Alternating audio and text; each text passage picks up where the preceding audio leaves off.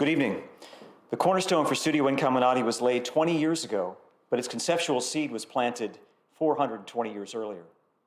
The Carracci family, a Bolognese family of Baroque artists, wanted to merge Florentine figure draftsmanship with the palette of the Venetians. They called their audacious new school the Accademia degli Incaminati. When Leona and Nelson Shanks launched this program, it was modeled upon unprecedented innovative learning. Studio Incaminati has continued developing programming in the spirit of innovative studies.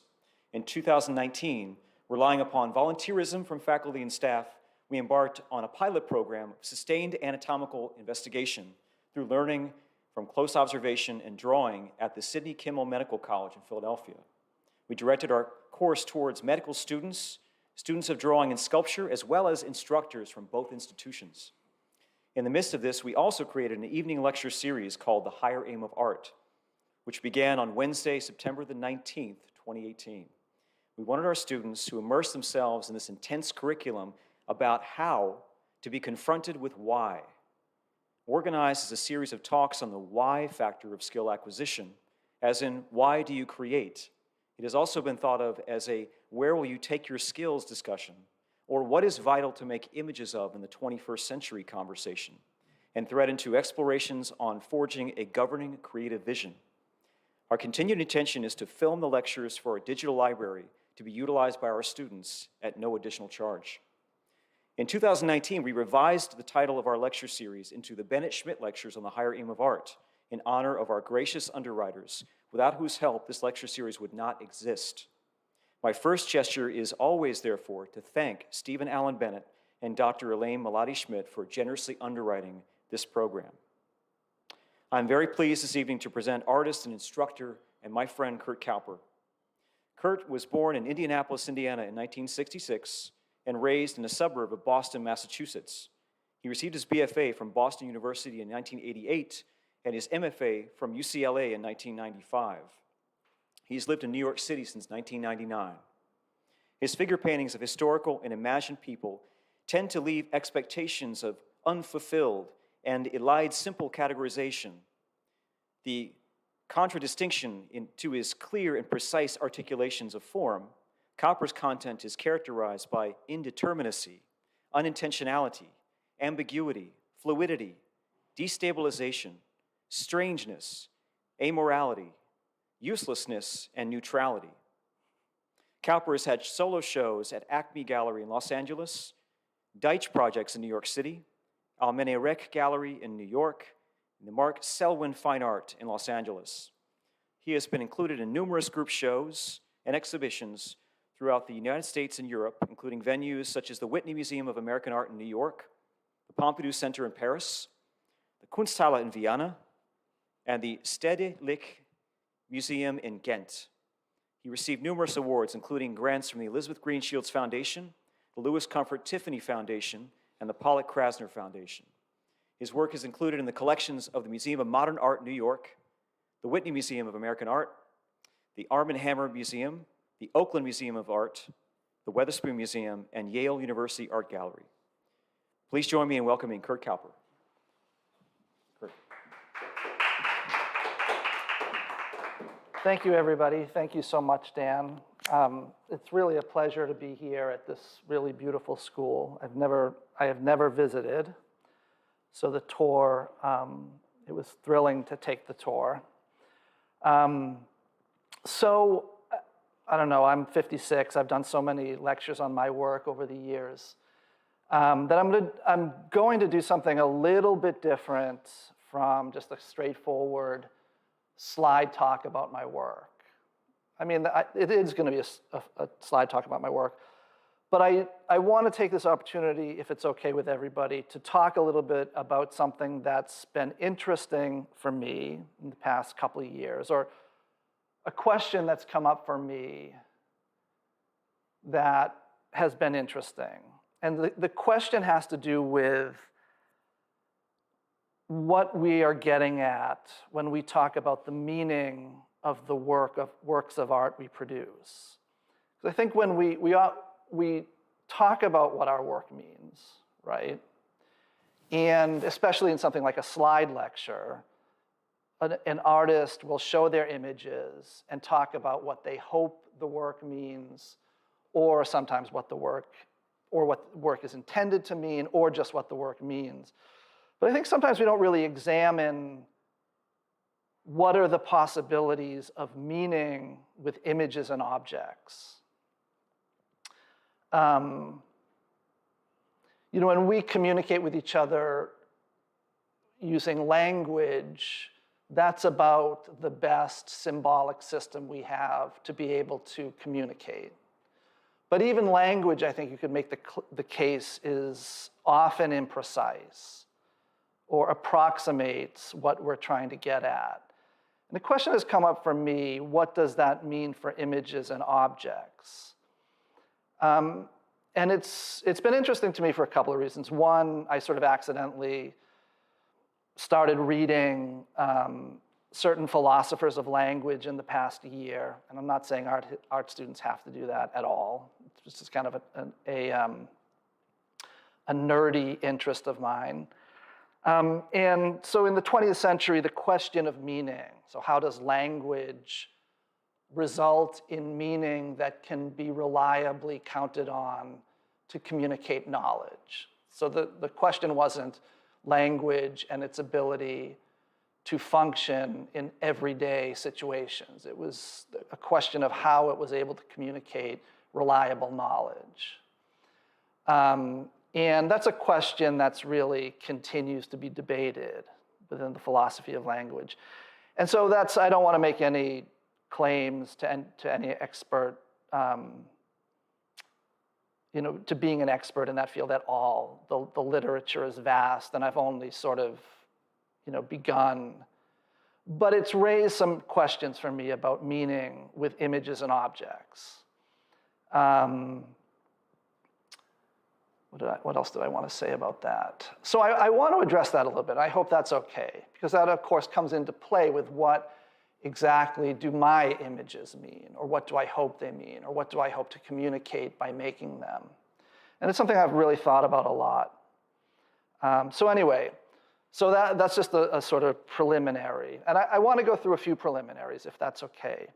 So the images you see on the screen right now are, people might know the image on the top. I mean, people might know the image on the bottom, I think. As we're looking at it, it's on the right. It's a portrait by Ang, who's my favorite artist, if I had to choose just one. It's a portrait by Ang at the Fogg Museum in Cambridge, now called the Harvard Art Museums. And on the left is a copy I did of that in the summer of 1984. So that was after my senior year of high school, and I was about to go to Boston University. And being in love with Ang, I decided to copy that painting. And I like to show this at the beginning of most of my slide lectures, just to underscore the foundation, really, of why I am an artist. It's because I love the history of painting. And that's always been the primary reason I make the work I do. That's always been the foundation. So my copy, obviously, I was very proud of it at the time. I'm not sure how well it has held up, although I do want to say I think that the color is off in that image, but I can't be sure. So I also want to start with that because while I was doing that copy, I was approached by an older man and who seemed to be impressed with the fact that I was doing a copy of an Ingres painting. And he asked me if I liked modern art. And at the time, I didn't. At the time, I was very dismissive of modern art. And he seemed glad to hear that, and he said that he also didn't like modern art. And he introduced himself as Mr., oh my goodness, I'm forgetting his name, Mr. Armenios. And he said he was an artist, and he talked about the paintings he was doing, and he said he was a very traditional artist, and he invited me to his studio. So I went to his studio, and which was in Arlington, Massachusetts. It turns out his name wasn't Mr. Armenios. He had an Armenian name, which he thought was too difficult to pronounce. So he introduced himself as Mr. Armenios. I don't remember his real name. I wish I did, because I'd love to be able to look up his work again. And so I went to his studio, and he had this enormous 25-foot-long Last Supper. Horribly painted, just horrible. But it was clearly an effort at recreating a traditional approach to making art. And then he had this still life set up on like stone blocks that sort of recreated a kind of 17th century Dutch still life. And believe it or not, he pressed his own linseed oil, like in addition to mixing his own pigments. Now, I've known people who mix their own pigments. I've never known anyone who pressed their own linseed oil. Have you, Dan? He had the press. And so the reason I'm telling this story, and I'm going to have to clip my stories if we're ever going to finish, is he looked at my work. I remember him saying that my form was entirely superficial, and he was right about that. He looked at my drawings. And I remember he told me that it's fine that you like anger, but really art died with Tiepolo. So Tiepolo. A great painting by Tiepolo, which is in Frankfurt. And I thought, art died with Tiepolo. Well, that's odd. But I was willing to think about that. And then it so happens that a few years later, I got a Green Shields grant. This is 1989, and I was living in Florence. And my landlord was also a painter, and he also told me that art died with Tiepolo. And I thought that's an odd coincidence that two people think that art died with Tiepolo. So starting in the summer of 1985, I studied with a painter named Robert Cormier, and that's his painting on the left. And he was a student of Yves Gamel, and that's Gamel's painting on the right. And so if people don't know, Yves Gamel was a very, I was about to say very famous. That's not accurate. Yves Gamel was, for decades, the only person in the US that I know of who had an atelier. Right? So at one time, that was the only atelier that existed in the US. And then one of his students, Richard Lack, created another very well-known atelier. Their teaching is, I don't know if anyone here knows their teaching, it's very different from the kind of teaching that happens at Incaminati, other than the emphasis on the figure, on working from life. I mean, I've talked to Dan about this, the approach to drawing. If you've all studied here in Incaminati, you wouldn't believe how they drew. I can't even start to explain it, but anyway, that's an aside. So Cormier, Gamel was dead by the time I studied with Cormier. Gamel died in 1981. I kind of like Gamel's paintings. I mean, there's a kind of absurdity to them, but they also have a certain charm for me now. Cormier was an incredible draftsman. He did these little portraits in the manner of Ang. And they look exactly like students of Ang. So you all probably know how Ang's drawings have a certain fluidity and a rapidity to them, where a lot of his followers, it's incredibly precise. That's exactly what Cormier did. And I wish, a few years ago, I saw one of his drawings. I found one of his drawings online. It had sold at an auction for like $250. I mean, which I just wish I had known of it. So anyway, Mr. Cormier, which is what I used to call him, told me that art died with Degas. So the Degas on the left, not the Degas on the right. Like, by the time Degas was doing the paintings on the right, he was going blind, according to Cormier. So the last really great artist was Degas, early Degas. They did make some allowances for William Paxton, who was Gamel's teacher. But they said art died with Degas. So art died with Tiepolo or it died with Degas. Or, as my teachers at BU told me, art died with Matisse. So my teachers, one of whom was James Weeks, his painting is on the left, used to say that that's what he used to say. He'd say, art died with, as far as I'm concerned, art died with Matisse. And at BU, which was a modernist figurative school, and so when I was looking for an art school, I was told that BU was the place to go if you wanted a traditional training, which I did. You know, I loved Ang. I loved Copley at that time, and I still love Copley, actually. But it was really a modernist figurative school, which was great in some ways, and they really taught me some important things about how to construct space and how to use space. And the Matisse painting on the right, this early Matisse, is a good example of what a BU figure painting looked like. So it was a kind of broad, very planar block-in. Like I had a teacher named Morton Sachs, who was actually a great drawing teacher. And if you notice the left leg in the Matisse painting, on the model, the way the core of the shadow expands in such a way that it rolls the form around, east to west, but also projects the tibia out towards us. And I remember my teacher, Morton Sachs, going on and on about the brilliance of that. So anyway, that was the kind of painting that we were taught. And so I was incredibly, again, my first love was very traditional painting. So, I mentioned Copley a minute ago. When I first used to start to go to museums in Boston when I was in high school, I loved the Copleys. Like, I loved the way he made the texture of the tables and the texture of the dresses. And I loved that kind of strange sense of highly resolved, closed form. And then when I found Ang, Ang was for me, and again, still is the most important influence. I also love Holbein, I love Bronzino.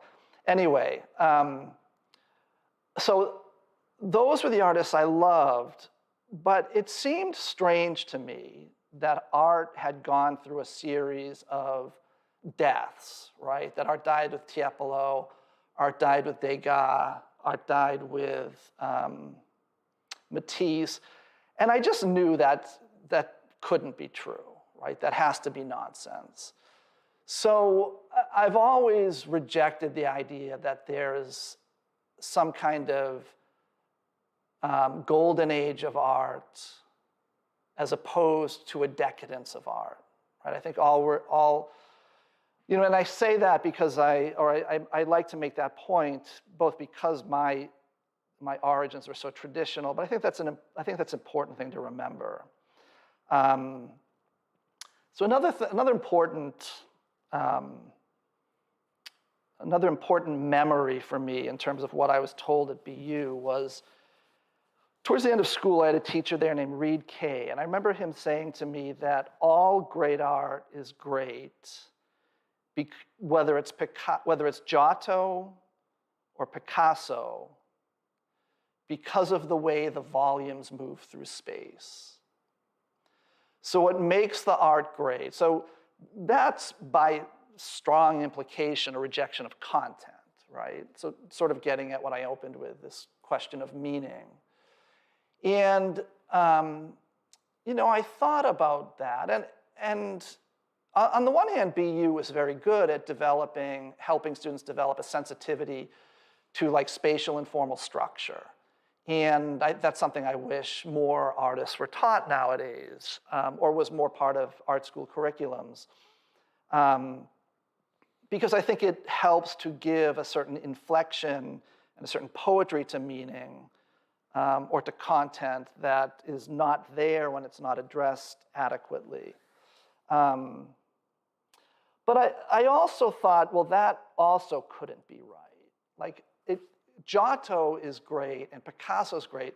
The reason they're both great couldn't be the exact same thing, could it? Right? It just didn't seem right to me. So at that time, I rejected formalism. Like, I identified that as formalism. The idea that the meaning of the work comes not from content, not from meaning, or the importance of the work comes not from content, not from meaning, but purely through the form. And so for a long time, that, in a sense, generated how I thought about what I was going to do with my own work. So this is out of sequence. This is a painting of mine. It's called Cary Grant #1 from 2001. And I'm just showing this now because to tie into what I was just talking about, when I used to do slide lectures, I used to talk about the concept and meaning first, and then how concept and meaning were realized in the execution. And so I would, for example, with this painting, I would talk about the fact that I was interested in the representation of the male nude. I was interested in the representation of the male nude at that time. Right? So this is the early 2000s, and it's when artists like John Curran and Licia Scavage were coming up to prominence. And so we were seeing a lot of nudes, but they were always the female nude. So I was interested in asking like how to use the male nude.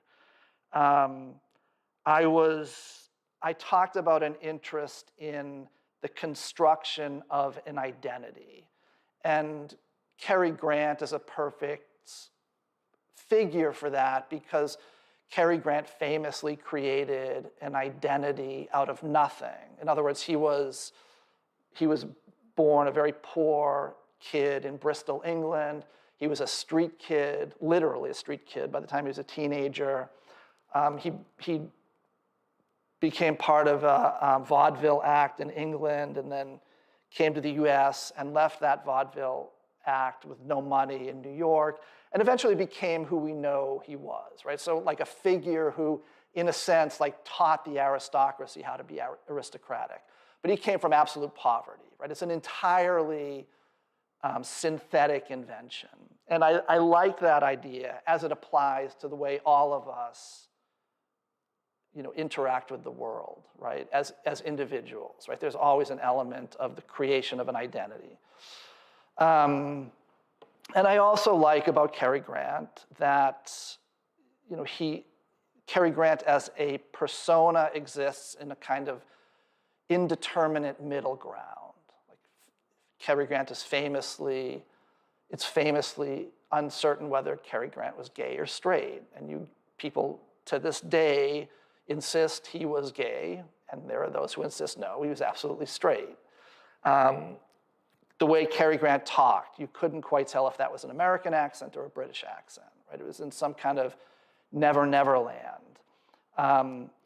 His masculinity is a kind of, he's a masculine figure, but it's a kind of strangely indeterminate masculinity.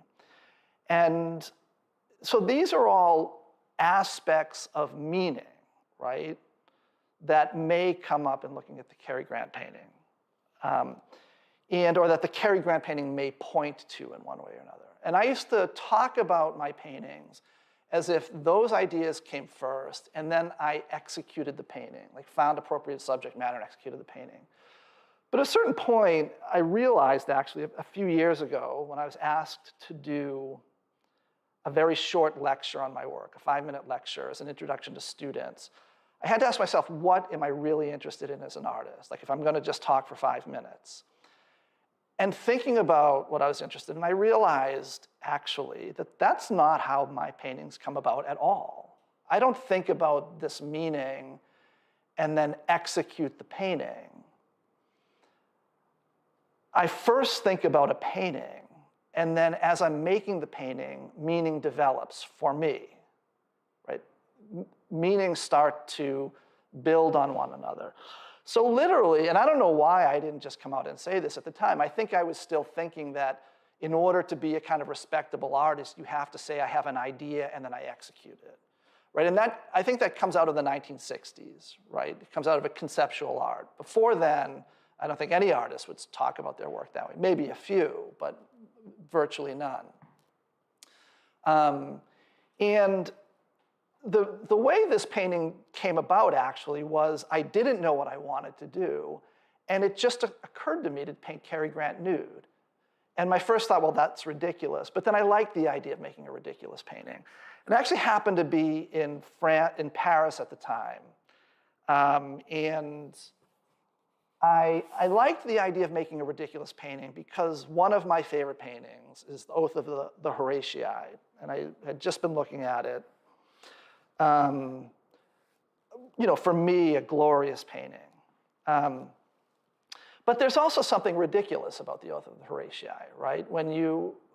Because when we look at the pose, so late 18th, 19th century French painting was big on communication through what they called pantomime, right? A kind of elaborate catalog of gestures that were meant to convey certain meaning.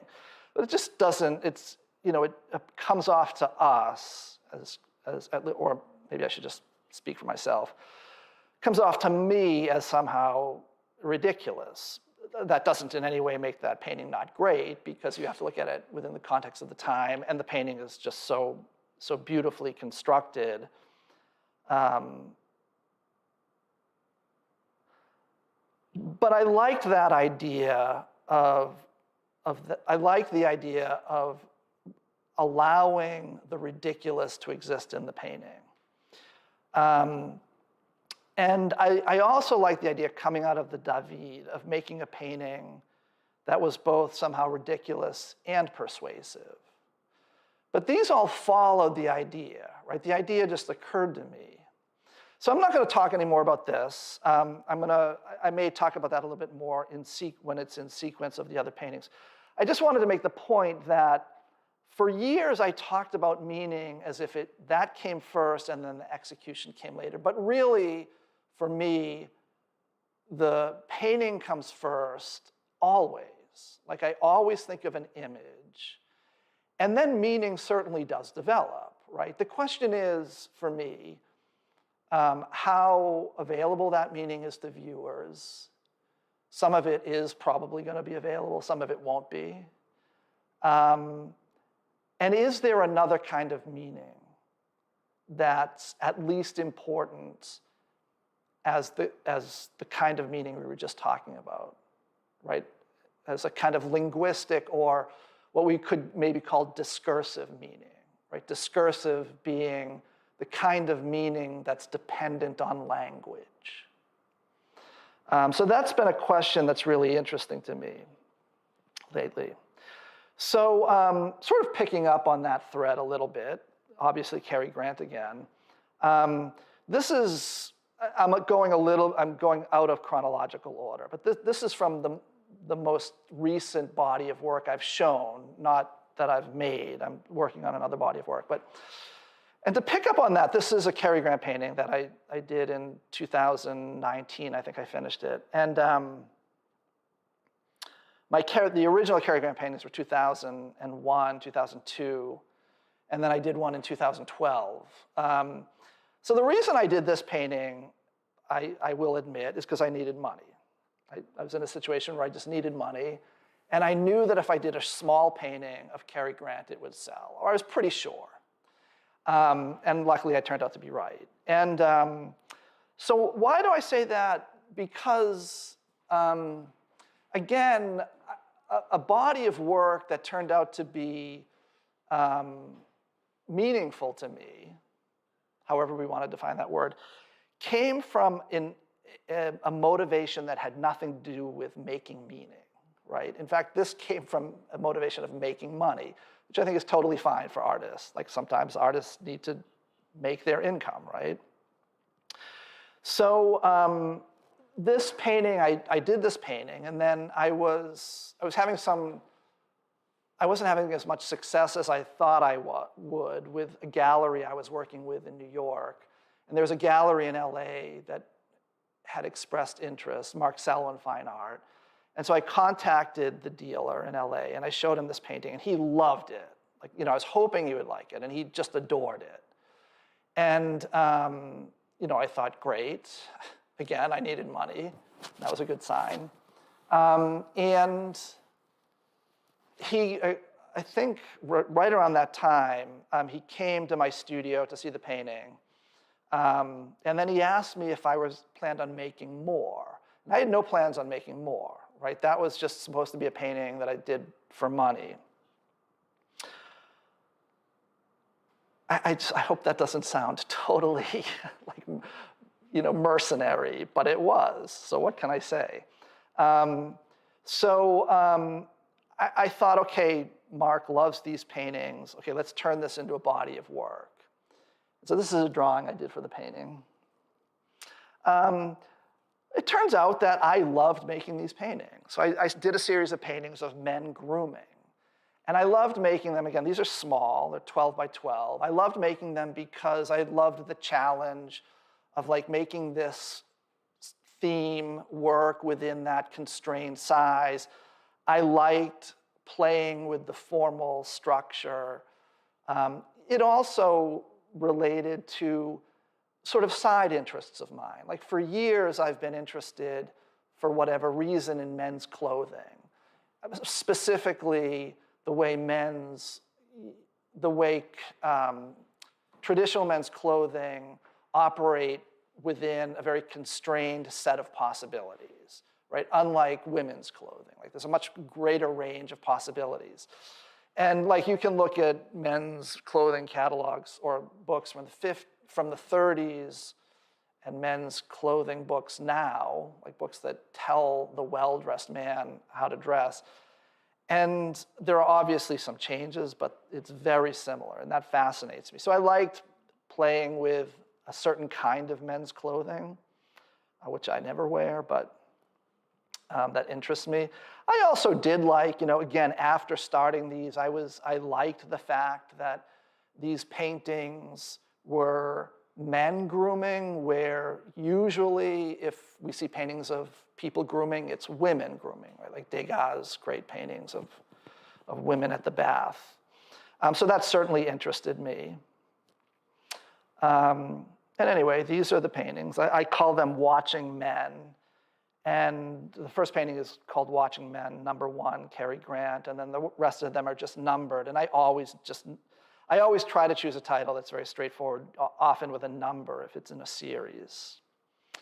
So this was the last painting. And actually, the paintings before made up my very small show in a very small gallery at Mark Selwyn's, or a very small space in Mark Selwyn's gallery. And then I did this painting. And this is a painting that I'm working with a new gallery in New York. So I gave this painting to the new gallery. And I was asked to participate in a group show. And the person who was curating the group show asked me for information about my work, for the literature they were putting together for the group show. And they were going to write, a short description of what my concerns are as an artist. So this is I take that from the description of what my concerns are as an artist. So they said, Kauper's works originate from a place of, in his words, watching cultural expectations from a desiring but alienated distance, which I did say. I said that about my interest in, or having been brought up with certain expectations and not being able to fulfill those expectations. I did say, the place where I wrote that, I did say, but that's not available to viewers.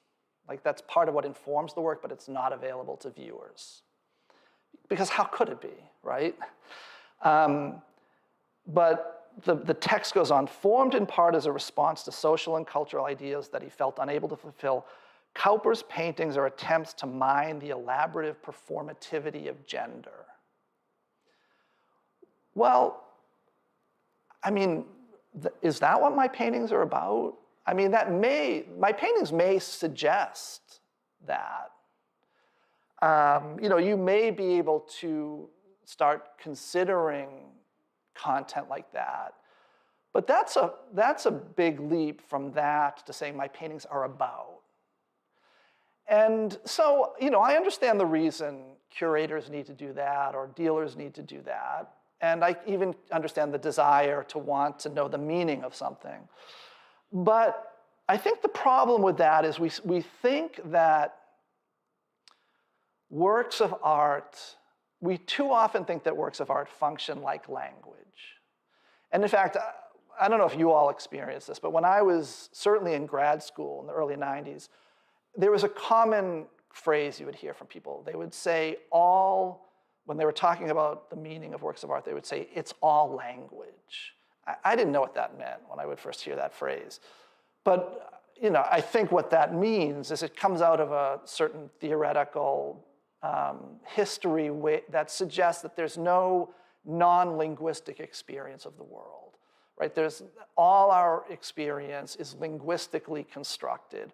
So, for example, like a common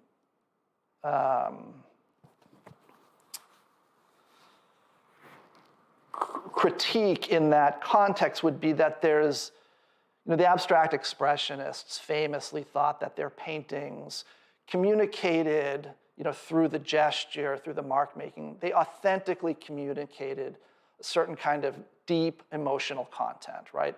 A deep emotional content that was non-verbal. And there was theory, there were aesthetic theory at the time that the importance of art was that it communicated on a non-verbal level. So the reaction to that was that no, in fact, it's all linguistic, right? So and this may be a little bit reductive, but what that means is that when we look at a Mark Rothko, you're not feeling something that's non-linguistic, you're reading the signs in the painting. So,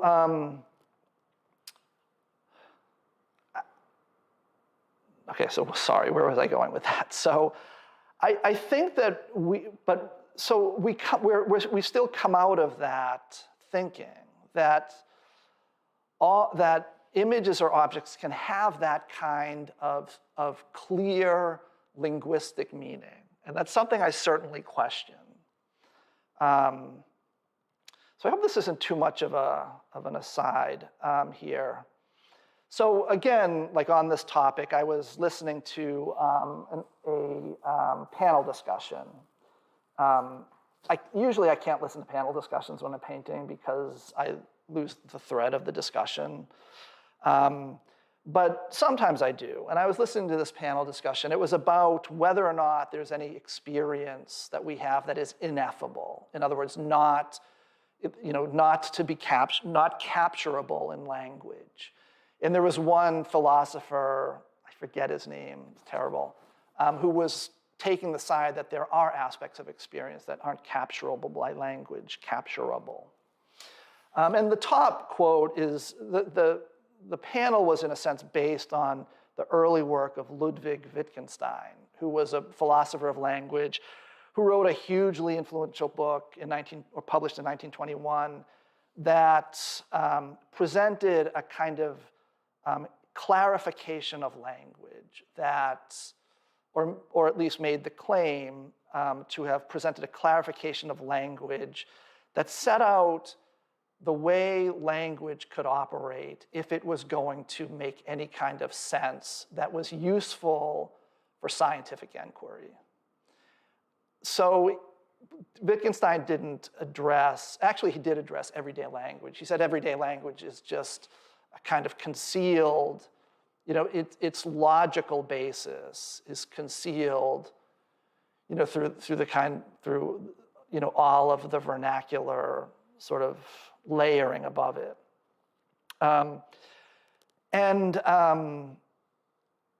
He made the claim, for example, that the whole history of philosophy was not, I was going to say essentially, he said that the history of philosophy is nonsense. So he didn't mean that exactly as a criticism. He meant that philosophers had traditionally misunderstood the way to use language, so they ultimately did not arrive at any kind of theories that authentically made sense. He famously ends the book with that quotation. So what can be said at all can be said clearly. So the way language can be used needs to be used in a way that you communicate clearly. And whereof one cannot speak, therefore one must remain silent. So for Wittgenstein, that left a whole range of experience that was genuinely and most importantly part of human experience in the world, but it wasn't reducible to language. So the experiences of religion, the experience of ethics or morality, and the experience of art. Wittgenstein was a mystic, really. He was a deeply religious Catholic, although his family was originally Jewish, but they had converted in the 19th century. And he held an extremely, I was going to say mystical, but let's say a transcendent idea of how art functions. So he thought of the German tradition of music up to Brahms as containing with it a kind of transcendental experience that absolutely could not be put into words. So it comes out of that sort of tension in Wittgenstein. Like, is the world that we know a world that's constructed linguistically, or is there an aspect of experience that can't be reduced to language? And one of the speakers, a literary critic and now a professor of the history of law somehow in New York, named Stanley Fish, who wrote a well-regarded book about John Milton, comes down on the side of all experience can be captured in language. And he dismisses the idea that, for example, poetry gets at the ineffable, right? Or gets at experience that can't be put into words. And so he says that at one point in this panel discussion. All poems mean, and you can figure out what they mean, and you can say it. And then he was sort of on his side in this debate was, I believe, a philosopher. I didn't know her before this panel discussion, named Genia Schoenbaumsfeld. And she was, as I said, on Stanley Fish's side. And she said this during this debate: I totally agree with what Stanley has just said about poetry. I think it's always possible to paraphrase what poetry is doing. But obviously, you're doing it in a more inept way. What makes poetry special is that it can be put in a better, more interesting, fuller way. What could be put in a prosaic form as well. But the interesting thing is the many possibilities that are made available by poetry. But in my view, that's not because it gets onto the ineffable. It's just that it gets onto more nuanced, interesting ways of describing things. And I'm really struck by how she's struggling to justify the idea that poetry can be translated into kind of straightforward prose. She uses the word interesting 3 times, first of all. And I had the sense that she was trying to justify, but in the end couldn't. Now, maybe it's a panel discussion. Maybe it's a little unfair for me to say that. But I do think that, again, these are all related to this question I've had recently about meaning in my work and in art in general. And I do wonder about the possibility that there's an aspect of the import of a work of art that is not a linguistic experience. And I'm interested in the way we engage with works of art outside of the linguistic. I'm not saying that there's no linguistic element in looking at a work of art, but I'm interested in the possibility of the non-linguistic, I guess I want to say. I also want to emphasize I absolutely am not a mystical person in any way. And so if the only option is Wittgenstein's mysticism, then I have to retract my opinion. But I don't think it is. I think there's an aspect of experience that is perhaps non-linguistic without having to resort to the mystical. So again, just sort of reiterating some points or going back into some points, I've been very struck by both contemporary art teaching, right? So I've been teaching in graduate programs and undergraduate programs now for 25 years or longer, 26 years. And art students are constantly asked what their work means, right? So in graduate critiques, students are often told to stand up next to the work and tell us what your work's about. Like, that's how critiques are started. So it's always about this kind of verbal framing of the work.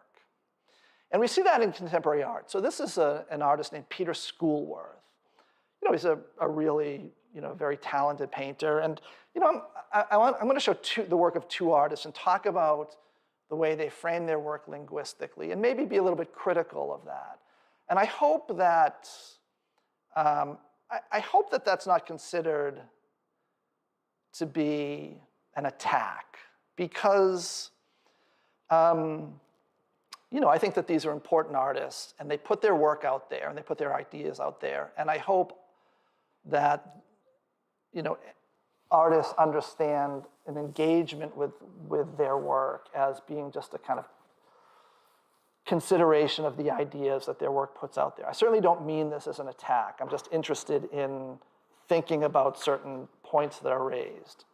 So this is on the, I think for the purposes of time, I won't read through all of these quotations, but this is Peter Schoolworth talking about where this work comes from.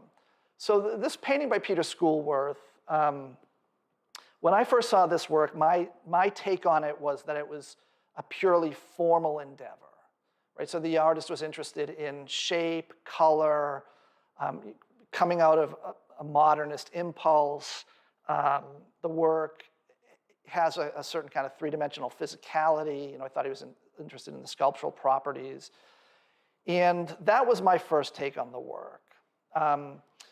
But he talks about the work in very clear ways as every aspect of the work, from the way he makes it to all of the elements in the work, is containing and communicating a certain meaning. So if we just read that first paragraph, so much of daily experience now occurs within the solitary virtual world of the screen, once removed from immediate, in real life communication. I developed the idea to build a model representing this new space, an appropriate method by which to render and propose a dynamic alternative to the abstract and increasingly embodied nature of contemporary life. So these are attempts to render that reality that exists out there, right, of individuals living their lives in relationship to the screen, as opposed to living their lives in relationship or in a kind of authentic, direct relationship with others, which of course has, we can talk about the loss of that experience going back 200 years now. Right? I think it was Goethe who was the first one to complain about that because newspapers were publishing in 2 editions. We talked about how we were losing touch with reality. So Peter Schoolworth is thinking about his work as, and talks about his work at least, as essentially being referential. Right? The meaning of this work is the way it refers to a state of affairs that exists outside of the painting. Again, the process that I'm using to build painting echoes the way that technology produces digital space in the world. And he uses the word insist, like he wants to insist on, part of what he's interested in is insisting, using his word, on the fact that all of our digital experiences ultimately, like you dig down literally into the mechanism of the digital experience, and there's an analog sculpture, as he says. And he wants his work to insist on the reality of the analog sculpture. So these are all interesting ideas. My only question is, how do we get there through the work? Like, how does the work successfully point to that? And does the physical reality of the work, in fact, take us somewhere other than that? And I would say that inevitably, unavoidably, it does. And that's part of my question about works of art and their meaning, is that a work of art is, an image or an object is invariably intractable in terms of what it means. In other words, you don't have entire control over what that work of art ultimately means. So this is another show I recently saw. An artist named Kapwani Kiwanga, who's a Paris-based artist. The show is called Off Grid. It's at the New Museum. And when you walk into the show, first of all, it's lit exclusively by natural light. And it's a very beautiful experience. my first thought was Richard Serra. So I saw that enormous, minimal, to me, minimalism influenced sculpture. I thought Richard Serra, although certainly a modification of that, of the, what's the word I'm looking for? A modification of the reductiveness of Richard Serra. And then on the left, on the right, or the other image shows a screen of beads. And the screen of beads for me was somewhat, mute in terms of its meaning, although I did think of a very similar sculpture by,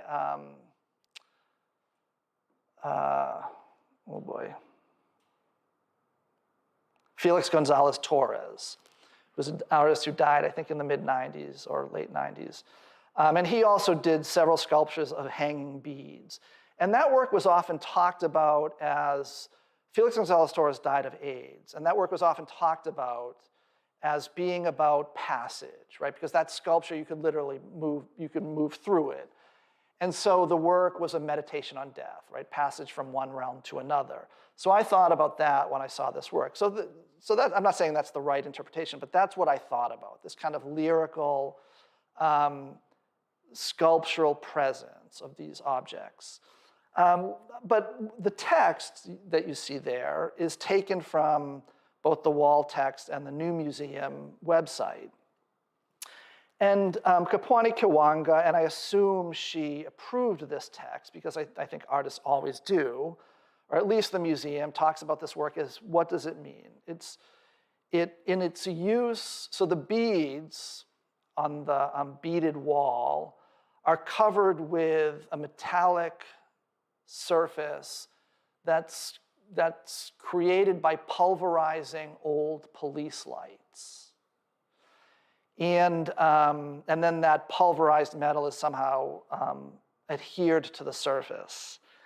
And so the artist talks about the way the work references, oppressive regimes that were based on, she mentions lantern laws, the necessity of carrying lanterns after dark. And I believe that was a necessity for non-white people, although I don't see it here in my text. So picking up after the M dash, Kiwanga's installation continues the artist's investigation into disciplinary architectures and complex regimes of visibility. Disconnected from the electric lighting system, the exhibition also stages a type of speculative scenario, evoking both the sudden closure of cultural institutions during the COVID-19 pandemic and a not so distant future when museums and society will have to operate within the limited access to power. So, I was very impressed by that installation, just the experience of being there, but I never got anywhere near that supposed meaning, nowhere near. So, like, on the one hand, that could be my flaws as a viewer, but I think also there's a necessity now, again, to think about meaning in terms of a verbal or linguistic accompaniment, right? So there's the image, and then there's the meaning, and then you're meant to like overlay them. And the experience with the work of art, and really a kind of formal experience, is minimized, right? Or the importance of that is minimized.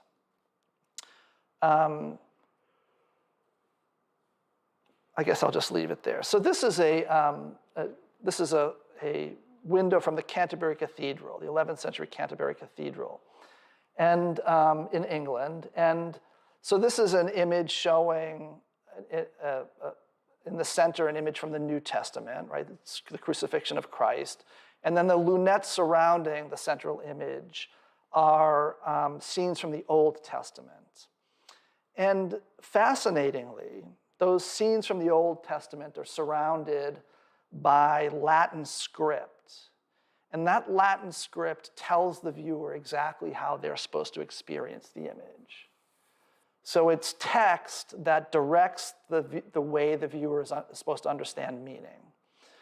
So what the text lays out is that the viewer is meant to look at this work and know that that the Old Testament contains the seeds of the narrative of the New Testament. That's what that Latin text tells the viewers. And I think that we are existing in a time right now where we think of works of art as functioning that way, as we're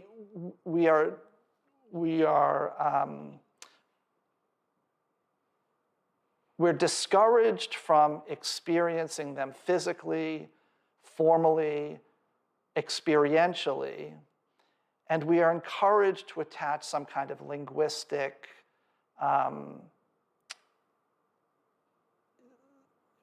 to overlay a kind of linguistic meaning.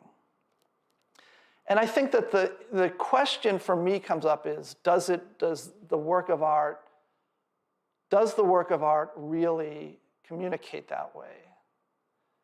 Or are we, if we insist on that model for understanding meaning in a work of art, are we not experiencing something at least as important? And I don't want to say that I absolutely have an answer to that, but it's certainly a question that has come up for me. I'm going to, I put these, I think I maybe overdid this section. I put up these images just because if we're talking about meaning in works of art can mean things in a sense, right? Like in a sense, works of art have a fairly straightforward meaning. Like both of these paintings, so David's Death of Marat or Faith Ringgold's American People on the right, they both point to a state of affairs in the world pretty explicitly, right? David's painting shows us a recent political event in its specifics. Faith Ringgold's in 1968, or at least recent to David. Faith Ringgold's similarly shows recent political conditions at the time she made the painting, so that was 1968. So in that way, works of art have meaning, right? They have a kind of, like, there's no denying that kind of meaning. And I don't mean to say that they don't mean things that way. They refer to states of affairs in the world, sometimes more explicitly, sometimes less explicitly. But again, the question comes up of how successfully a work of art can hold on to meaning. And again, that's just a question that I've been going over in my head. Okay, so two last examples on this theme. I hope I haven't gone on too long here. I'll find out in the comments, I suppose. I saw this show I guess it's been like 10 or 15 years ago. Franz Xavier Messerschmidt, who I love. I don't know if anyone knows his work. He's not often you often don't cover him in art history classes, but he was a Viennese sculptor who, and I don't think even we know why, but he was a kind of conventional court sculptor in the 18th century, and then unexpectedly decided to move into a shack and start making these very strange sculptures of people exhibiting different facial expressions. There was a show at the Neue Gallery 10 or 15 years ago. It was just a great show. And so I saw this with a friend of mine. And this friend of mine made a comment as we were looking at the show that sort of struck me as silly, but there was something profound about it too. He sort of said, unprompted by anything, he said, these remind me of jackknives. And at first, again, I thought it was ridiculous, but I immediately knew what he meant. But there's something about the way Messerschmidt creates certain details, like if you look at the wrinkles around the eyes or the wrinkles at the nose, that reminded my friend, and then I could see what he was talking about, of that little cutout that allows you to remove the knife from a jackknife, right? And there are these unexpected decisions that Messerschmidt makes in terms of like making the hair that are both classical representation, but they also seem somehow machined. And so there was an aspect of Messerschmitt's work, and we actually don't quite know why Messerschmitt wanted to do these, but as silly as that observation may have been in one sense, like an art historian might say it's silly, nevertheless, that is there in the work, right? That hangs there as a kind of presence. And that's kind of what I mean by images and objects being intractable in terms of meaning. They are always made up of a kind of excess of information, or information that goes beyond the necessity of communicating discursively, that starts to build other kinds of experiences and other ways of engaging with the work. And it's unavoidable that those things. And so going back to Peter Schoolworth's work, for example, the issue with that work for me is that there's a whole layer, multiple layers of experiences that go way beyond the linguistic content. And I think that's often unaddressed by artists now. So this is another Ingres painting. So why show this? So I mentioned that I love Ingres, and I love this painting. And I feel like I shouldn't love it because it's kind of a dull Ingres, right? Like the paintings I really love by Ingres are like the Princess de Broglie at the Met and that glorious electric blue dress, well, there is kind of another dull Postman at the Met, which is very beautiful. But I felt like I shouldn't love this painting, and I was at the Louvre several years ago, and I was really attracted to this painting, or held by this painting. And I didn't know why, and so I kept looking at it, and I realized eventually that I had always been aware, or I always thought about his hands as being these beautifully rendered but kind of cold, sort of frighteningly cold hands. There's something about that hand that just seems cold and dead. And I didn't know anything about this figure in the painting. It's Comte Mole, if that's the right way to pronounce it, M-O-L-E, with an accent, I think. And I guess that's not the right way to pronounce it. But I didn't know anything about him, but I started thinking about that little moment of hot red on the silk chair. And like in a way, I thought that shouldn't be there, because that pulls the composition to the right. Right? It sort of makes the composition heavy on the right, and at least in the classical sensibility. And when Ingres was dealing with portraits, he was a great composer. I felt like that threw the painting off a little bit. But I loved it. I mean, so compositionally threw the painting off. But I thought, well, Ingres wouldn't have intentionally done that. And I don't know if people know this, but Ingres was culturally and politically very conservative. Which is funny because, because many people associated with progressive left have loved Ingres and still do. And Delacroix was associated with the progressive left. And Ingres was apparently like a angry, raging conservative. And so was Comte Mole. So Mole was an official in I'm forgetting my French history, but in the restoration of the Bourbon monarchy, right after the post French Revolution experimentation with republicanism and so on, right? I think it was around 1820 that the monarchy was restored, and he was an official in that. So he was very conservative and very rigid, apparently, a very rigid individual. So actually, the way Ingres painted him, that hand seems accurate to the type of person he was.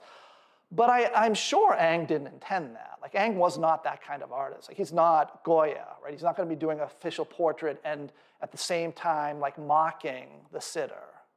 I think we can say that for sure.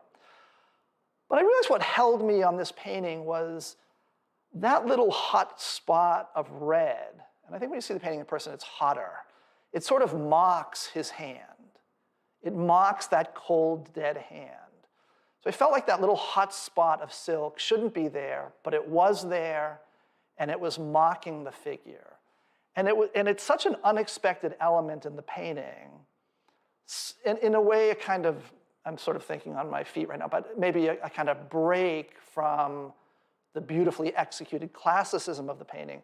That is what makes me love that painting.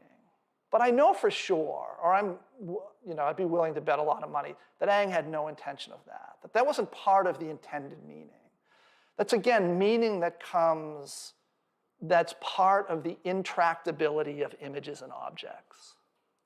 Even I think conceptual art, 1960s conceptual art, was actually an attempt to deal with that.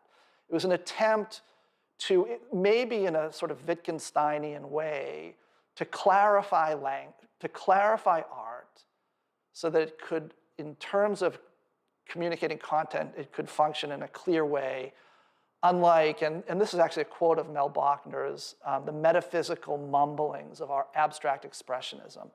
But even conceptual art can't hold its meaning, ultimately. Or the same applies to conceptual art.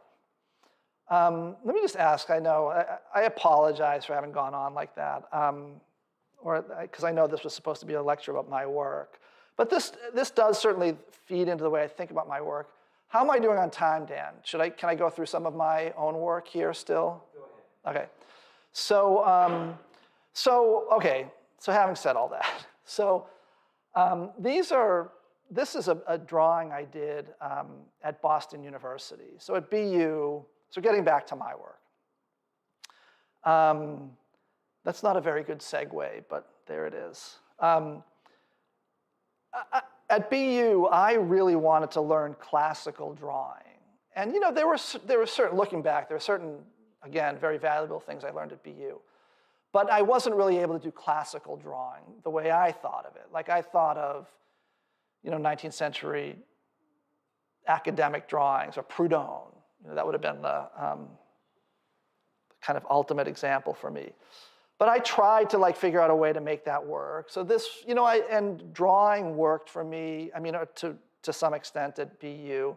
So this was a drawing I did at BU. And you can see, even back then and still to this day, I'm very influenced by Ang. This was also a drawing I did at BU. And I was not, my teachers were not happy with this. They wanted drawings that looked more like, I don't know, Giacometti or Kokoschka's drawings, that kind of thing. So after BU, I was very interested, again, thinking about the idea and thinking about those points I made at the beginning of the lecture. Thinking very much about the fact that I love traditional art, and that's primarily what I want to do, but also being very conscious of the fact, or at least for me, I wanted to somehow make that relevant as a contemporary artist. So the question was how to do that. For me now, that's less of a dilemma, I guess. Maybe that's not quite true, but so this was a painting I did in that, kind of early version of that thinking. At the time I did this painting, I was very influenced by an artist named Gregory Gillespie. I don't know if anyone's heard of him. It's actually a really interesting, bizarre American realist. You know his work, right, Dan? I was also looking at Francis Bacon, Lucian Freud a lot. And thinking about those artists as examples of a contemporary way to make traditional representation work. So these are 1 or 2 years out of undergraduate school. Then I went to, after I was out of undergrad for 4 years, and I went to, I was out of undergrad for 4 years. I had gotten a couple of Green Shields grant. I lived in Florence for a year, which was great. I was under the delusion that I would get grants for the rest of my life. that didn't happen. So I started working at hotels, and I had moved to New York in 1990 for the first time, and I was working the overnight shift at the Plaza Hotel. So I was working midnight to 8, overnight security at the Plaza Hotel. And then I'd get home and I would paint from, I'd get home and I'd sleep until 2. And then I'd paint from around 3 to 10 and then go to work. And I did that for a year and a half, and I just thought, this is not getting me anywhere. So I had gone to visit a friend of mine in LA, and I was very taken by LA. I'd never been there. Just maybe after the grind of being in New York, I really loved Los Angeles, or I loved that experience anyway. It actually took me a while to get used to LA when I finally got there. And we went to UCLA to go to the art library. They had a great art library. And UCLA, I realized I had an art department, and I thought, okay, I'm gonna get out of my rut in New York. I'm gonna apply to the UCLA Department of Art, see if I get in. And I applied and I got in. This was one of the first paintings I did there. Still, as people may be able to see, influenced by Gregory Gillespie. I actually really lucked out in going to UCLA the way I did, because all I knew was that UCLA was in LA. I have to be honest. And I didn't really know anything about it. I didn't know any of the faculty there, although after applying, I soon found out that Chris Burden was a very famous conceptual artist. He taught there. And then when I started, a whole group of older faculty members retired, and that's actually not quite true, although a whole group of older faculty members did retire. But there's also an artist there that I had never heard of at the time, but became very famous eventually, named Charles Ray. He was teaching there. And then when all of those artists left, Larry Pittman was hired. And without me realizing this was going to happen, UCLA became a great graduate program, first of all, and eventually a very famous one. I didn't know that was going to happen. But it was so very lucky. And in that way, I consider myself very lucky.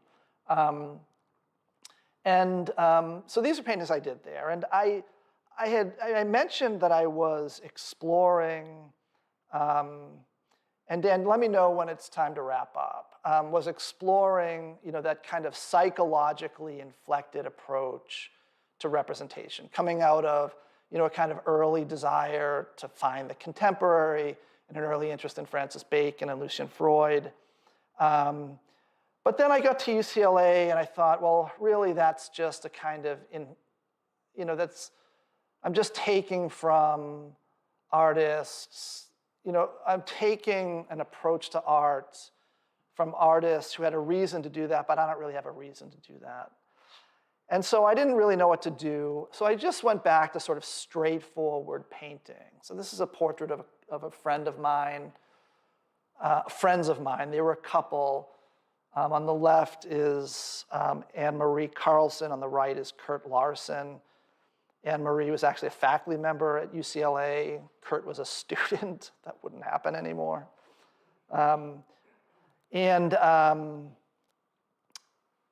So they actually asked me to do a painting of them, and when Anne-Marie and Kurt came in for the first session, Anne-Marie suggested that I do a nude portrait, and so I said, great.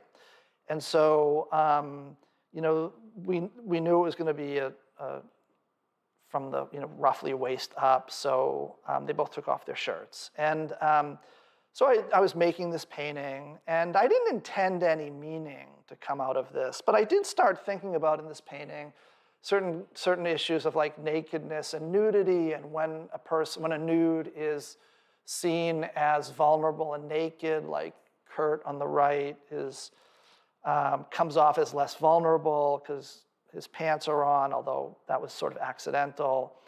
And then the earrings that Anne-Marie just left on, they have the effect of a kind of sexualization, that like one element of clothing. And so the importance of that for me, this is a detail, was that I started to think about ways of creating experiences or content without having to go through the kind of elaborate gestures of a kind of 20th century approach to psychological painting. And so that was an important development for me. This is a self-portrait, and at this time I was working exclusively from life. And so for me, this was, again, just an attempt to do a kind of straightforward, like, nothing but copying. And so you can't see it in the image, but like I tried to include like all my body hair in this image. And then the glasses, again, I used to wear glasses on a string, but I like the way that that's changed the nude into a depiction of vulnerable nakedness. It's just a detail.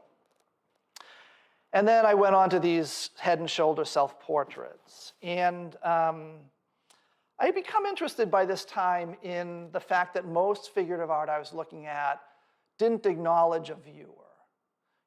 So you looked at the painting and the viewer occupied a position of being able to view but not being acknowledged in their presence. So I started to become interested in the idea of making paintings where the viewer was directly acknowledged, acknowledged in a kind of assertive way.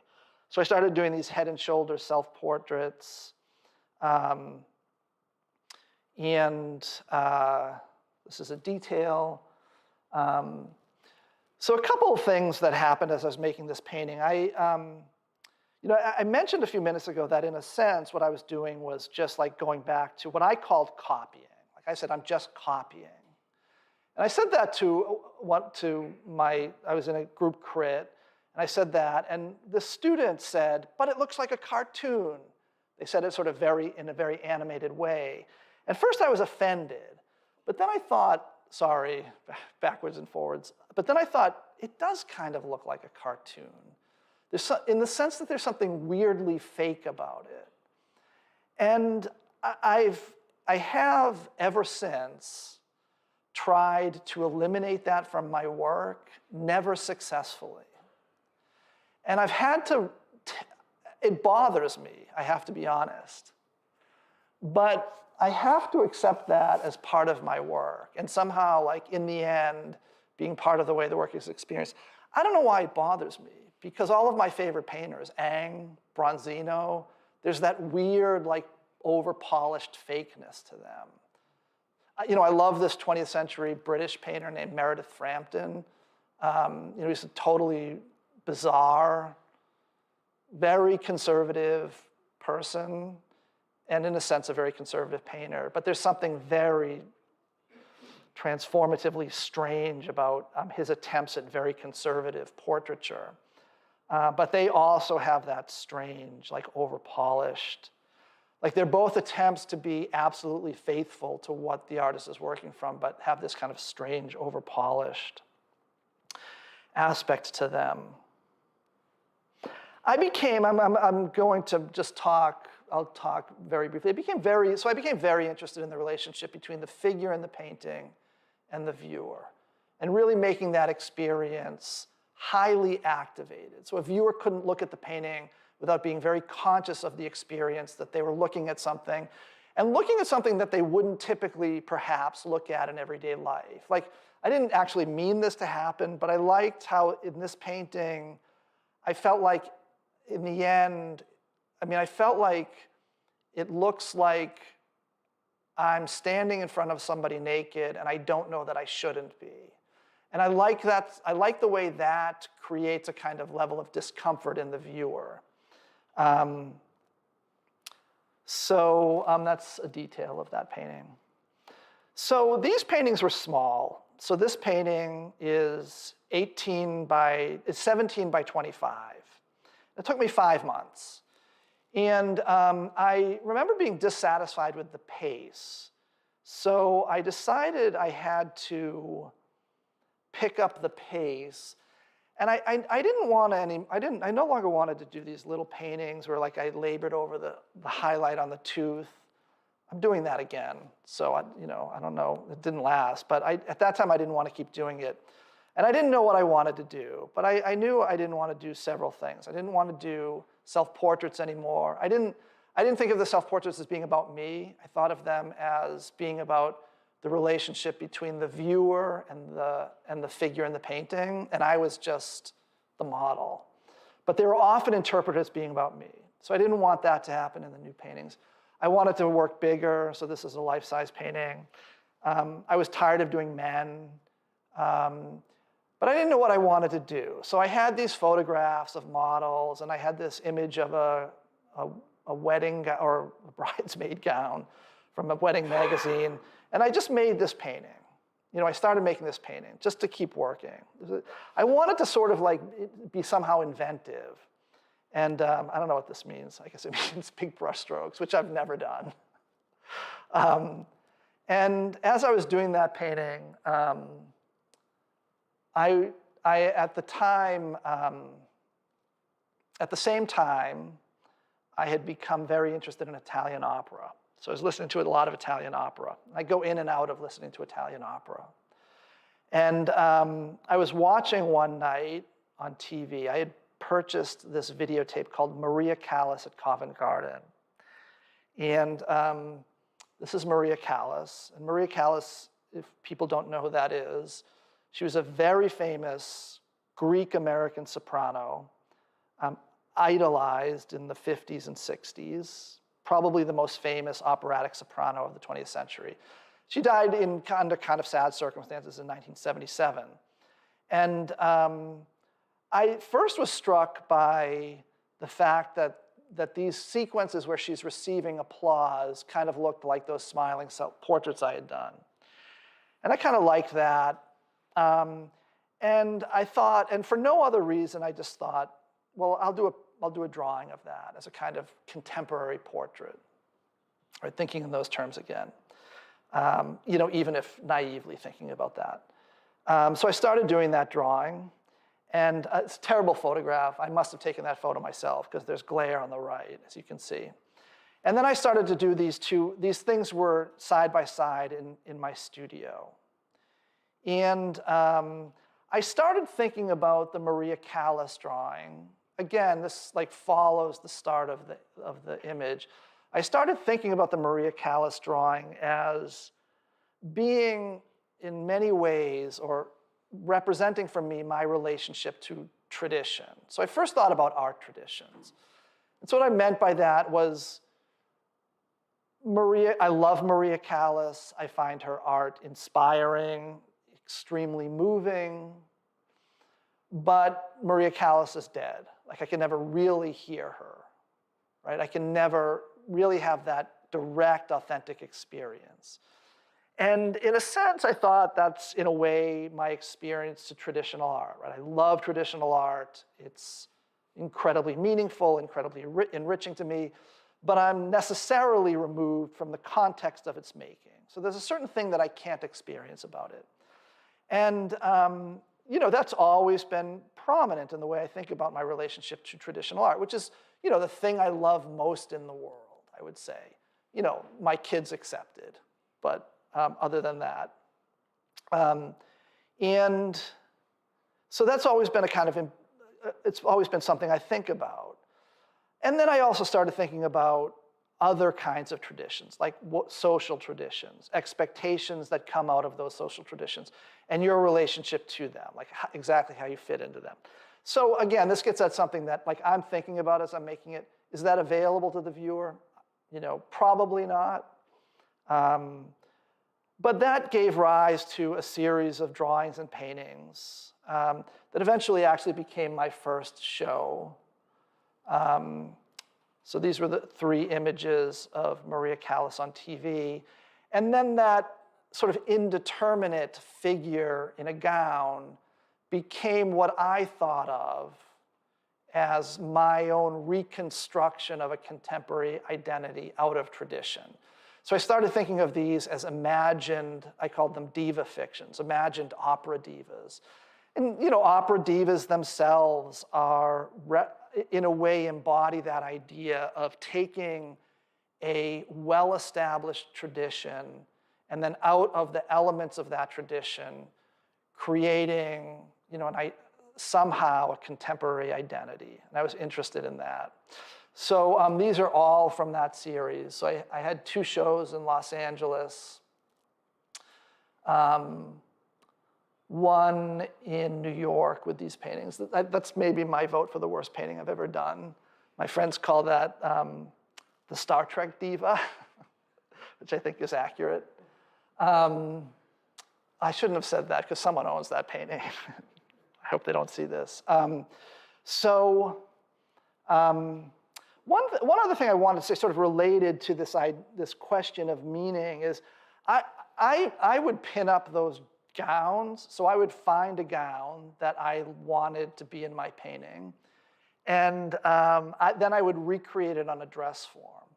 And I thought about that as part of the meaning. In other words, somehow that communicates this idea of like reconstructing an identity out of fragments. But that gets to that question I had when we talked about those other artists' work. Like, is that really communicable? No, right? That doesn't communicate.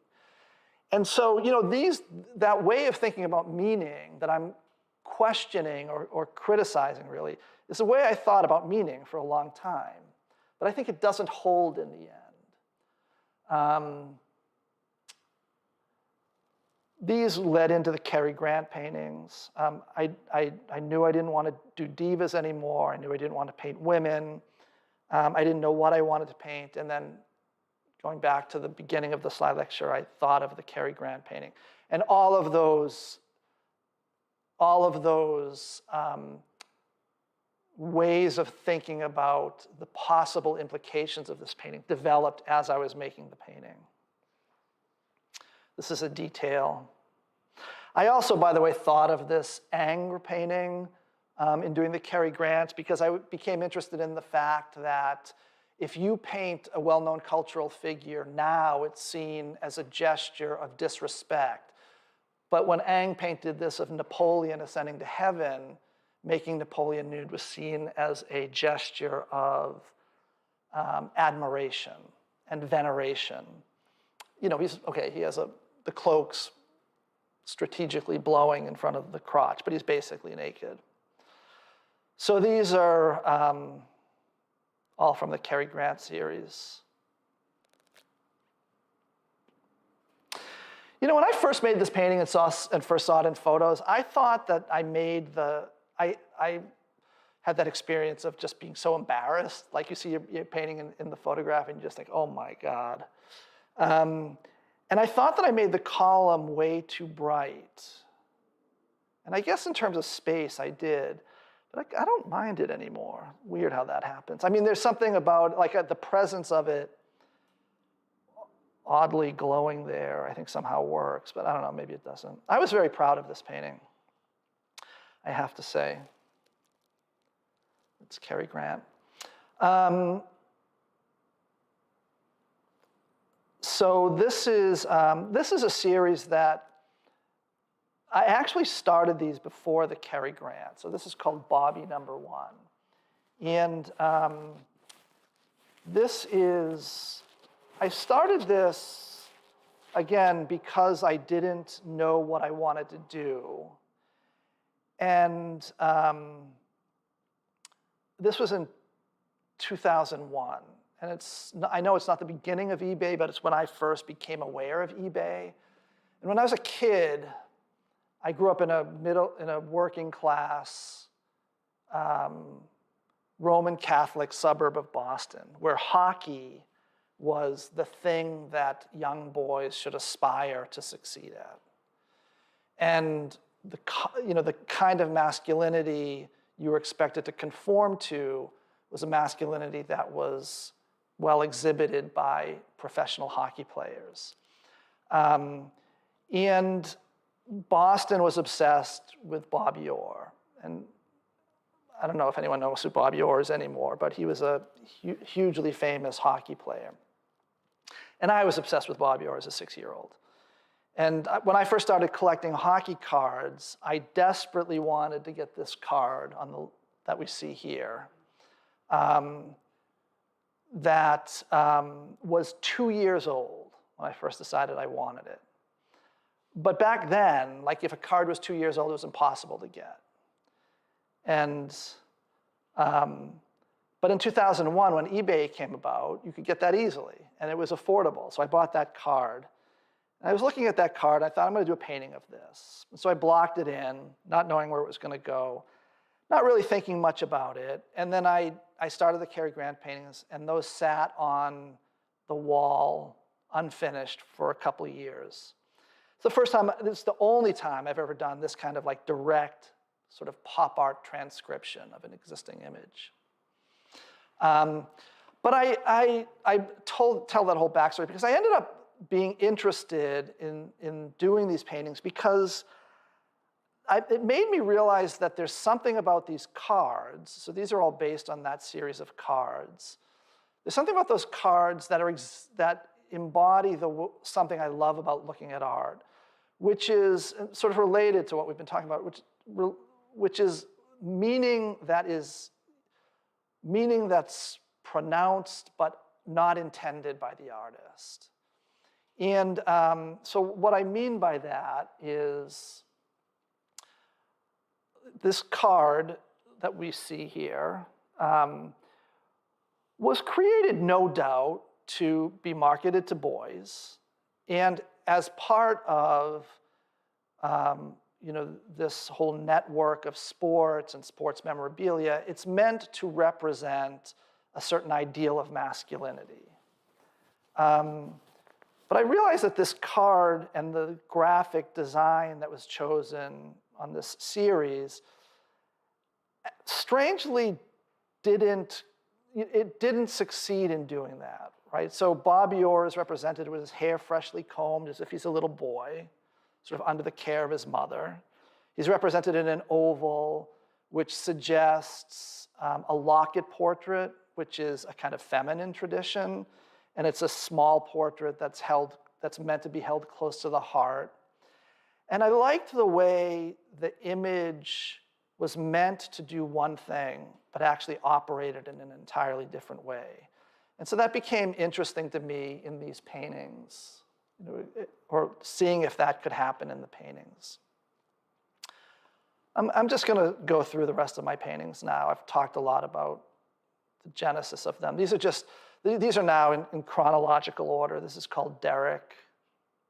I usually don't like my own paintings. This is one that I do like. I've always wished I could be that artist who looks admiringly at their own work. I've seen artists like that. This is Bobby number 2, detail. Whoops, sorry. Bobby number 3.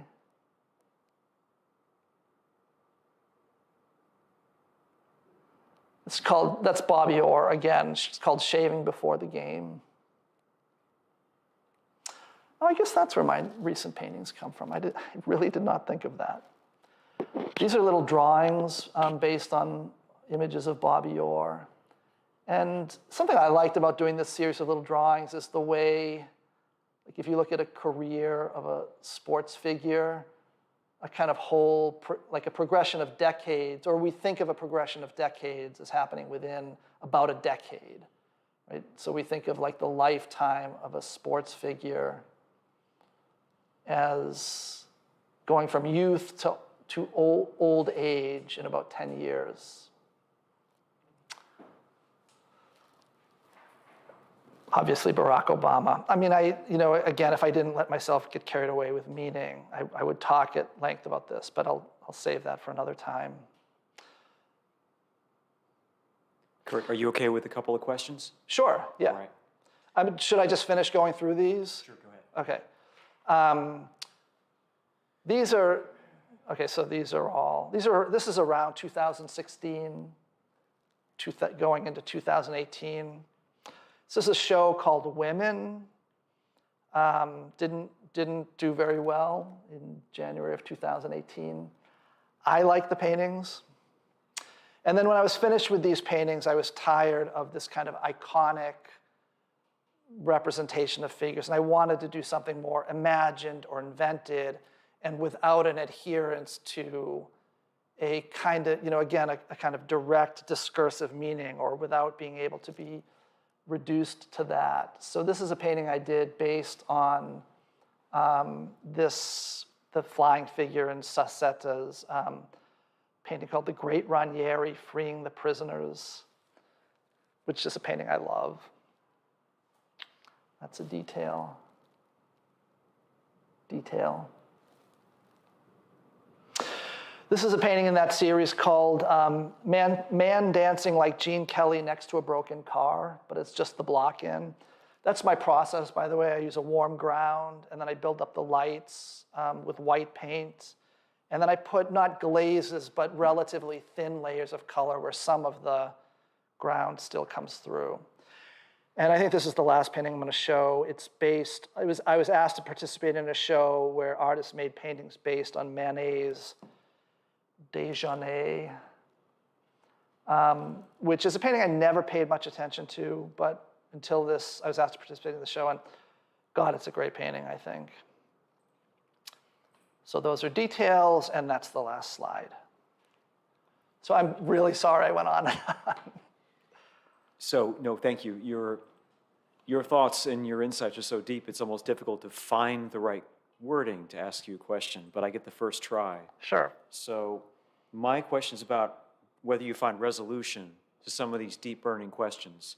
Your meditations on the nature of meaning, nestled somewhere within the realm of the non-mystical and the non-linguistic, your acknowledgement of the viewer, the way that you're finding works that communicate their intent. Do you resolve those and move to new questions, or do you abandon them, or do they sit underneath other questions and kind of compile? I mean, I don't think it's a question of resolving them. I mean, there is an old idea. I say old. It's a kind of 20th century aesthetic philosophy idea that, like along the lines of what I've been talking about, that works of art through their form. So there's this aesthetic philosopher named Suzanne Langer who developed this idea. She actually didn't invent this term, significant form. She took it from Clive Bell.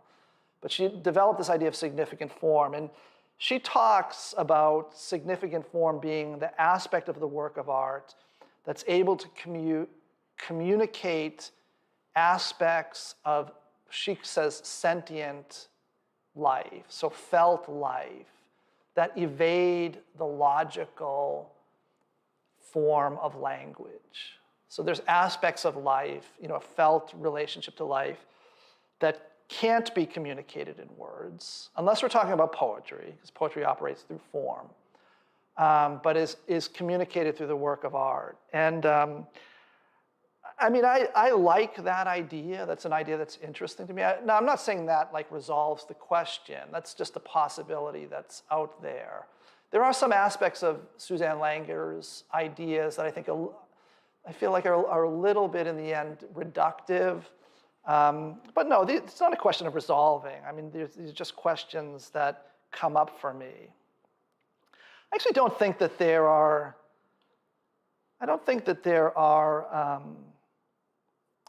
what we want to do is look for resolution. I teach, most years, I teach a course on Kant's critique of judgment. And I almost inevitably get a student who says, well, he's just wrong. There's something about Kant's theory that's just wrong. And I understand why a student would say that. But I don't think philosophy or art is about being right or wrong, right? It's about an ongoing, evolving inquiry. So I think that's where it stands for me, if that makes sense. That does make sense. So an ongoing, evolving inquiry, is that something that you aspire to instill in your students, that they should find an evolving inquiry of their own? Yeah, I think so. And do you think that they have to search very, very hard to find it, or is it more self-revelatory? I actually think it takes an effort to maintain that kind of criticality. Okay. Yeah, I mean, I think that does have to be a kind of conscious, because it's so easy to fall into sort of habitual or automatic ways of thinking about things. And that's what most of us do most of the time. So I actually do think that it takes a certain effort, which actually I think, I mean, I'm glad you asked that question, because actually, I think that's an incredibly valuable aspect of engaging with art, right? Because art, when you engage with art deeply, it prompts you to think about the world or think about the languages of art in ways that aren't merely habitual. And so it keeps you, you actively, critically thinking about the world and thinking about reality. So that's that's a really important aspect of art as far as I'm concerned. I'm asking because I'm thinking about someone who's just at the end of their primary training, their education, who sees this individual in Kurt Kauper, who's a very deep thinker, and they may think to themselves, how do I get started in this journey? Where they may be thinking deep kinds of thoughts and they have an inner drive, but they're having a difficult time articulating what that means. Yeah, I mean, that's a good question. First of all, I think that people need to, find ways of, engaging in that inquiry that are appropriate to them, right? Like, I have a certain way of thinking about things that are specific to me, and not everyone's going to think about things the same way I am. I tend, in spite of everything I said about language, I tend to think very linguistically, right? And so that's just the way I do things. That's certainly not the only way to think about the world or to model the world. And then people often ask me to give them a kind of starter syllabus. I mean, they don't say that, but they say, what are the things I should read? I don't really know what to tell them, because I didn't really start with anything like that. Well, that's not quite true. I mean, a teacher of mine from Philadelphia, who I mentioned to you earlier, Isabel McIlvaine, suggested I read Philosophy in a New Key by Suzanne Langer. And that was really the first book of what you could call art or aesthetic theory that I read. So in that sense, something was suggested for me. But then from there, I would, the things I've read have come from my interest in my love of artists, and I'll read something about them, and then an article or a book will be cited, and then I'll research that article or book, and then that will cite other things. It's just, in that sense, I guess we might call that organic, or obviously that's the wrong word, but idiosyncratic. I think that's, and I certainly think that's the way an artist should go about, thinking about the foundations of their work. Right, that makes sense. Question from the live audience. How important is giving to a work of art a title to make the message more clear? Or can the work of art be clear enough to convey the core message, if any, without a title? The question of how important it is, I guess that depends. That will vary from piece to piece. I mean, I can't think of something off the top of my head, but there certainly are works of art where the title changes at least a little bit the way we think about the work. I guess that's up to the person. I mean, as I said earlier, I always think my work is always titled very straightforwardly, like Cary Grant #1, or whatever. I guess I do that because I don't want the title to take. The title's purely descriptive. I don't want it to take too much away from the experience. But I don't think that it's a question of it being necessary or unnecessary. I think it's really, that depends on what the artist wants to do. That sounds wishy-washy, but that's the only way I can answer that. It's all right. Last question we have from the live audience. What are you inspired by in your work right now? What am I inspired by right now? Well, I mean, the thing that's always consistent is an engagement with the history of painting. That's really what prompts my work. I want to make paintings like those great paintings that I love. I feel like that's not a cool thing to say, but that's what prompts me to want to make work. That's what I love doing with my life, right? Like making these things, that are coming out of this tradition of these other objects that I really love. But then the question for me is, but I don't want to just be but I certainly don't want to be a kind of like painter version of a tribute band, right? So I have to think about like, how am I modifying that tradition? That's something I certainly always think about. If the person is asking about like contemporary things that inspire me, I can't think of anything off the top of my head. I mean, yeah, I wish I had a better answer for that. I mean, well, I guess I have been influenced in the past year and a half. First of all, by reading, so 3 or 4 years ago, no, not 3 or 4 years, about 12 or 13 years ago, I started reading Kant. Now, I hope that doesn't sound hopelessly stuffy and pretentious, but I did, so I might as well bring it up. And I started reading Kant because I had been teaching for years various courses like art and culture or introduction to the theory of art. And I would teach it like a lot of artists do. They give like the standard graduate school syllabus readings. And Kant is constantly referenced. But like most people, I had never read him. So after a few years, I thought, OK, I'm just going to read him. And I started by reading this little book called The Prolegomena to Any Future Metaphysics, very 18th century title. And I didn't get it at all. I got about halfway through and I gave up. And then, because of various, like listening to things and being interested, and actually taking a four-session class at a school called the Brooklyn Institute for Social Research, I picked it up again, maybe 3 or 4 years later, and it's made more sense. And I've come to really love Kant. I've come to love him because, unlike the conventional criticism of Kant in the past 50 years, I think that Kant offers a way of thinking about art that is actually very flexible and allows for a great range of possibilities. Right? For a long time, he was thought of as being a kind of authoritative, oppressive presence, which I think is a misreading of him, or possibly a non-reading of him. I think a lot of people reference Kant without ever having actually read him. And then, and then that led about a year ago to reading, what are sometimes, or starting to read what are called the analytic philosophers. So it's a tradition starting with Bertrand Russell, and Wittgenstein was part of it, although he's a sort of like bizarre outlier.